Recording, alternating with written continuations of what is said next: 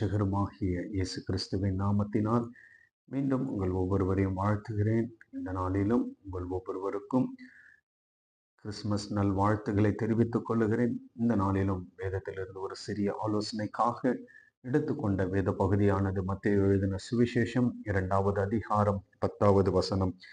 அவர்கள் அந்த நட்சத்திரத்தை கண்டபொழுது மிகுந்த ஆனந்தம் சந்தோஷம் அடைந்தார்கள். யார் மிகுந்த ஆனந்தம் சந்தோஷம் அடைந்தது?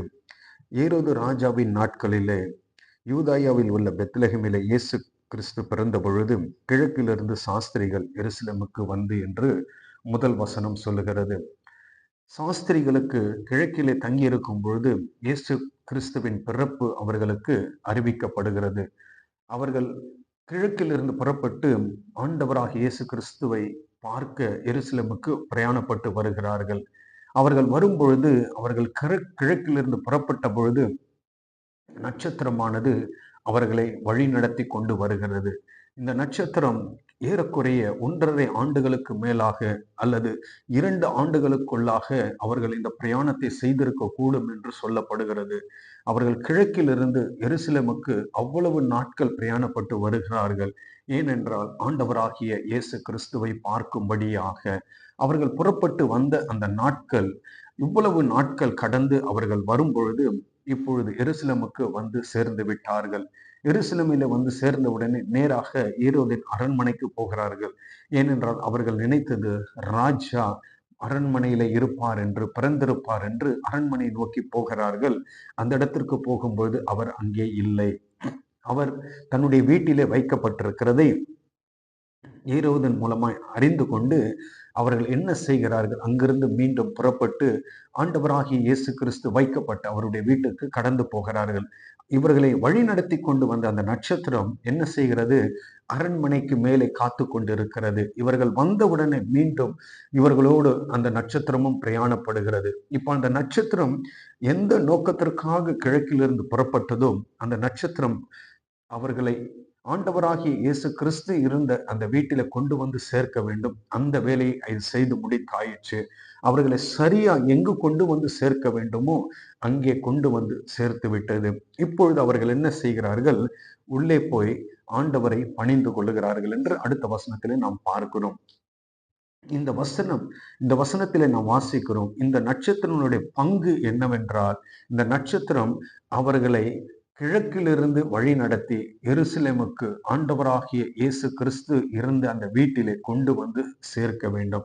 இதுதான் அந்த நட்சத்திரத்தினுடைய வேலை.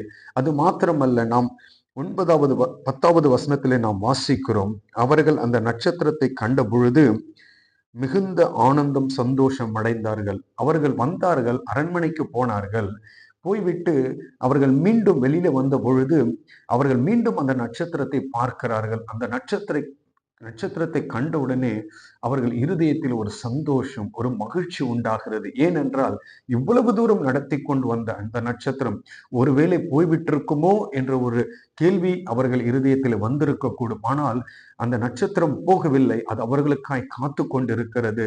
அது என்ன செய்கிறது என்றால், அவர்கள் வெளியே வந்தவுடனே மீண்டும் அது புறப்பட்டு அவர்களை சரியாய் வழி நடத்துகிறது. இந்த நட்சத்திரம் யாருக்கு அடையாளமாக சொல்லப்பட்டது? இந்த நட்சத்திரம் நம் ஒவ்வொருவருக்கும் அடையாளமாகத்தான் சொல்லப்பட்டிருக்கிறது. இந்த நட்சத்திரம் என்ன வேலையை செய்தது என்றால், கிழக்கிலிருந்து சாஸ்திரிகளை ஆண்டவராகிய இயேசு கிறிஸ்து இருந்த அந்த வீட்டிலே கொண்டு வந்து சேர்த்தது. ஆண்டவராகிய கர்த்தர் நம் ஒவ்வொருவரையும் அப்படிதான் நட்சத்திரங்களாக பார்க்கிறார். நம் ஒவ்வொருவருக்கும் என்ன வேலை என்றால், நம்முடைய பிரதான வேலை கிறிஸ்துவை அறியாதவர்களை, நாம் நட்சத்திரங்களாய் பூமியில இருக்கிறோம், நாம் என்ன செய்ய வேண்டும் என்றால் அவரிடத்திலே கொண்டு வந்து சேர்க்க வேண்டும். இதுதான் நம் மீது வைக்கப்பட்ட ஒரு பொறுப்பு. எப்படி அந்த நட்சத்திரம் அவர்களை சரியாய் ஆண்டவர் இருக்கிற அந்த வீட்டில கொண்டு வந்து சேர்த்ததோ, அது போல நாமும் நட்சத்திரங்களாய் ஆண்டவர் நம்மை பார்க்கிறார். ஒரு வசனத்தை வாசிக்கிறேன். தானியேல் தீர்க்க தரிசன புத்தகம் 12வது அதிகாரம் 3வது வசனம்.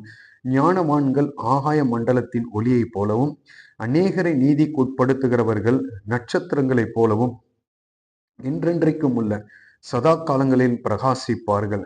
நம்மை வேதம் என்ன சொல்கிறது என்றால், நம்மை பார்த்து வேதம் நட்சத்திரங்கள் என்று சொல்லுகிறது.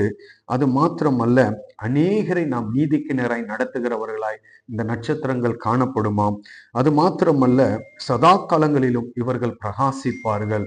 நாம் அநேகரை நாம் மாத்திரம் பிரகாசிக்க மாத்திரமல்ல, நாம் அநேகரை எங்கே கொண்டு வந்து சேர்ப்போம்? ஆண்டவரிடத்தில் கொண்டு வந்து சேர்த்து அவர்களையும் பிரகாசிக்கிறவர்களாய் நாம் மாற்றுவோம். ஆண்டவர் நம்மை எப்படியாய் பார்க்கிறார் என்றால், நம் ஒவ்வொருவரையும் நட்சத்திரங்களாய் பார்க்கிறார். நாம் ஒவ்வொருவரும் நட்சத்திரங்களாய் ஏன் ஆண்டவர் பார்க்கிறார்? நம் மீது ஏன் இவ்வளவு ஒரு பெரிய நம்பிக்கை ஆண்டவர் வைத்திருக்கிறார் என்றால், நாம் ஒவ்வொருவரும் எப்படி இந்த நட்சத்திரம் கிழக்கிலிருந்து சாஸ்திரிகளை ஆண்டவரிடத்தில் கொண்டு வந்து சேர்த்ததோ, நம் மீதும் ஆண்டவருக்கு ஒரு பெரிய நம்பிக்கையும் எதிர்பார்ப்பும் உண்டு. என்னவென்றால், கிறிஸ்துவை அறியாதவர்களை நாம் அவரிடத்தில் கொண்டு வந்து சேர்ப்போம் என்ற ஒரு நம்பிக்கையில ஆண்டவர் இருக்கிறார். நம்மை நாம் அப்படி கொண்டு வந்து சேர்க்கிற ஒவ்வொருவரும் நம்மை பார்க்கும் பொழுது அவர்கள் மிகுந்த சந்தோஷம் அடைவார். இந்த நட்சத்திரத்தை அவர்கள் கண்ட பொழுது வசனம் சொல்லுகிறது, மிகுந்த ஆனந்த சந்தோஷம் அடைந்தார்கள். நாமும் அப்படித்தான். நாம் ஒருவரை கிறிஸ்துவுக்குள்ளாய் கொண்டு வந்து சேர்க்கும் பொழுது, ஆண்டவரிடத்தில் கொண்டு வந்து சேர்க்கும் பொழுது, சேர்த்தவர்களும் நம்மை பார்த்து என்ன செய்வார்கள் என்றால் மிகுந்த சந்தோஷம் அடைவார்கள். அதற்கு மேலாக பரலோகம் மிகுந்த சந்தோஷம் அடையும். என்னை கேட்கிற தேவ ஜனமே, நாம் எல்லோரும் ஆண்டவருடைய பார்வையிலே நட்சத்திரங்களாய் இருக்கிறோம். எத்தனை பேரை நாம் ஆண்டவரிடத்தில் கொண்டு வந்து சேர்த்திருக்கிறோம். இதுவரையிலும் நாம் அப்படி செய்யாமல் இருந்திருப்போம் என்றால், இந்த கிறிஸ்துமஸ் நாளிலே நாம் ஒரு தீர்மானம் எடுக்கலாமா? நட்சத்திரங்களாய் நம்மை பார்க்கிறார் ஆண்டவர். நம் மூலமாய் அநேகர் கிறிஸ்துவுக்குள்ளாய் கொண்டு வந்து சேர்க்கப்பட வேண்டும். இதுதான் ஆண்டவருடைய விருப்பமும் எண்ணமும் எதிர்பார்ப்புமாய் இருக்கிறது. இந்த கிறிஸ்துமஸ் நாளிலே நாம் ஒரு தீர்மானம் எடுத்து அநேகரை, கிறிஸ்துவை அறியாதவர்களை நாம் எங்கே கொண்டு வந்து ஆண்டவரிடத்தில் கொண்டு வந்து சேர்க்க நாம் முற்படுவோம், தீர்மானம் எடுப்போம், பிரயாசப்படுவோம். கர்த்தர் உங்கள் ஒவ்வொருவரையும் ஆசீர்வதிப்பாராக. ஜெபிக்கலாம். நேசித்து நடத்துகிற அன்பின் ஆண்டவரே, இந்த நாளிலும் கொடுத்த ஆலோசனைக்காய் நன்றி. நீர் எங்களை நட்சத்திரங்களாய் பார்க்கிறதற்காய் ஸ்தோத்திரம் ஆண்டவரே. எங்கள் மீது ஆண்டவர் வைத்திருக்கிற அந்த நம்பிக்கையை இதோ இந்த உம்முடைய பிறப்பின் நாளிலே நாங்கள் நிறைவேற்றுவோம் ஆண்டவரே.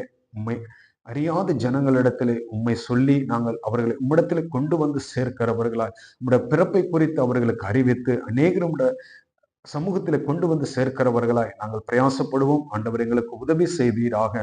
துதிகன மகிமை எல்லாம் ஒவ்வொருவருக்கே செலுத்துகிறோம். இயேசு கிறிஸ்துவின் நாமத்தில் பிதாவே, ஆமென். கர்த்தர் தாமே இந்த வார்த்தையின்படி உங்கள் ஒவ்வொருவரையும் ஆசீர்வதிப்பாராக. மீண்டும் என்னுடைய கிறிஸ்துமஸ் நல்வாழ்த்துக்களை உங்கள் ஒவ்வொருவருக்கும் தெரிவித்துக் கொள்கிறேன். ஆமென்.